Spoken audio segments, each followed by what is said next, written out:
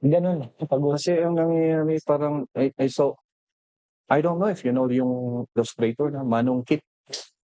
estudyante ko 'yun. Oo. Si Kit Green Pablo. Ako yung teacher niya ng animator.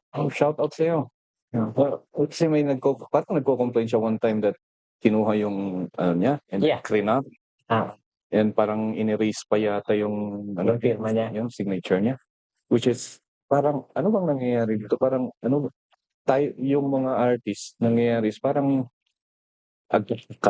they're just appealing to the public na para na huwag gawin yun, parang gano'n. Parang wala ba tayong law, choral, yung mga gano'ng nangyayari. Yun yung parang tinatanong ko sa sarili ko sometimes. Okay, good question. Pagtungtungan mo lang, may sakmat lang nga consultant iti IPO Philippines. IPO is Intellectual Property Office of the Office. Philippines. IPOPhil. IPOPhil. May mga damdamagan lang kanayan data. They're affiliated with the may isang sector dati DTI. Yeah. Kahit member akmat lang iti MSME, iti DTI. So may sakit yung resource speaker tinyada pag minsan.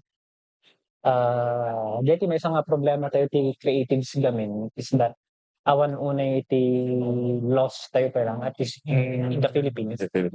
Kan unay nga naalagaan. Yeah. Although ito yung isang tinatrabaho natin for now, together with other creatives nga dihan nga mabutang naglumlumog na lang. Yeah. We're discussing these things together with IPO.